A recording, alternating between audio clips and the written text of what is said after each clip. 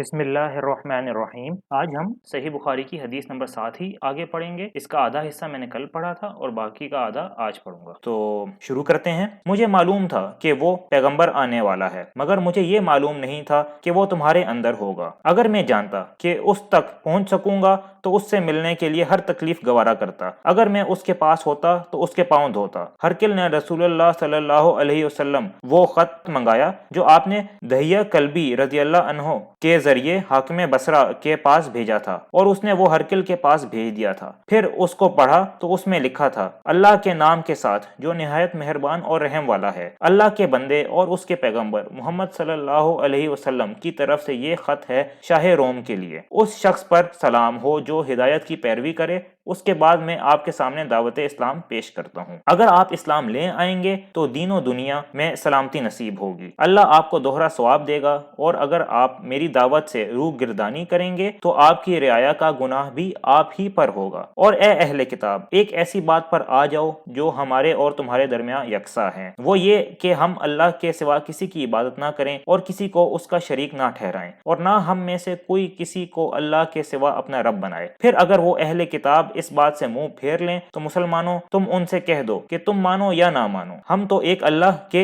اطاعت گزار ہیں۔ ابو سفیان کہتے ہیں، جب ہرقل نے جو کچھ کہنا تھا کہہ دیا اور خط پڑھ کر فارغ ہوا تو اس کے ارد گرد بہت شور و غوغا ہوا، بہت سی آوازیں اٹھیں اور ہمیں باہر نکال دیا گیا۔ تب میں نے اپنے ساتھیوں سے کہا کہ ابو کبشہ کے بیٹے، نبی کریم صلی اللہ علیہ وسلم کا معاملہ تو بہت بڑھ گیا، دیکھو تو اس سے بنی اصفر یعنی روم کا بادشاہ بھی ڈرتا ہے۔ مجھے اس وقت اس بات کا یقین ہو گیا کہ نبی کریم صلی اللہ علیہ وسلم ان قریب غالب ہو کر رہیں گے، حتیٰ کہ اللہ نے مجھے مسلمان کر دیا۔ راوی کا بیان ہے کہ ابن ناطور ایلیا کا حاکم، ہرقل کا مصاحب اور شام کے نصارہ کا لاٹ پادری بیان کرتا تھا کہ ہرقل جب ایلیا آیا ایک دن صبح کو پریشان اٹھا تو اس کے درباریوں نے دریافت کیا کہ آج ہم آپ کی حالت بدلی ہوئی پاتے ہیں، کیا وجہ ہے؟ ابن ناطور کا بیان ہے کہ ہرقل نجومی تھا، علم نجوم میں وہ پوری مہارت رکھتا تھا۔ اس نے اپنے ہم نشینوں کو بتایا کہ میں نے آج رات ستاروں پر نظر ڈالی تو دیکھا کہ ختنہ کرنے والوں کا بادشاہ ہمارے ملک پر غالب آ گیا ہے، بھلا اس زمانے میں کون لوگ ختنہ کرتے ہیں؟ انہوں نے کہا کہ یہود کے سوا کوئی ختنہ نہیں کرتا، سو ان کی وجہ سے پریشان نہ ہو۔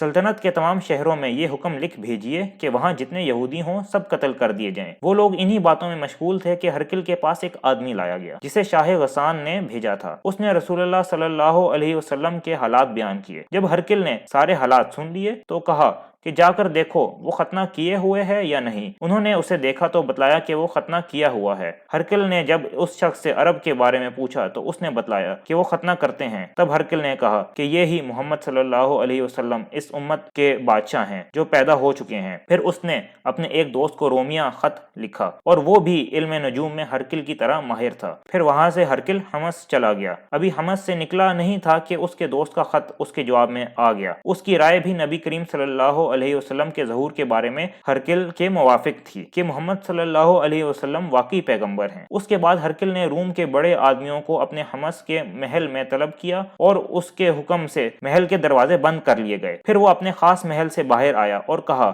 اے روم والو، کیا ہدایت اور کامیابی میں کچھ حصہ تمہارے لیے بھی ہے؟ اگر تم اپنی سلطنت کی بقا چاہتے ہو تو پھر اس نبی کی بیعت کر لو اور مسلمان ہو جاؤ۔ یہ سننا تھا کہ پھر وہ لوگ وحشی گدھوں کی طرح دروازوں کی طرف دوڑے، مگر انہیں بند پایا۔ آخر جب ہرقل نے اس بات سے ان کی یہ نفرت دیکھی اور ان کے ایمان لانے سے مایوس ہو گیا تو کہنے لگا کہ ان لوگوں کو میرے پاس لاؤ۔ جب وہ دوبارہ آئے تو اس نے کہا، میں نے جو بات کہی تھی اس سے تمہاری دینی پختگی کی آزمائش مقصود تھی، سو وہ میں نے دیکھ لی۔ تب یہ بات سن کر وہ سب کے سب اس کے سامنے سجدے میں گر پڑے اور اس سے خوش ہو گئے۔ بالآخر ہرقل کی آخری حالت یہ ہی رہی۔ ابو عبداللہ کہتے ہیں کہ اس حدیث کو صالح بن کیسان، یونس اور معمر نے بھی زہری سے روایت کیا ہے۔ تو یہ آج کی حدیث نمبر 7 تھی۔ اس کے ساتھ ہمارا پہلا باب وہ ختم ہوتا ہے، اور کل سے ہم آگے کتاب ایمان کا جو باب ہے اس کو ہم شروع کریں گے، یعنی کتاب ایمان کا چیپٹر شروع کریں گے۔ تو بہت شکریہ اور اللہ حافظ۔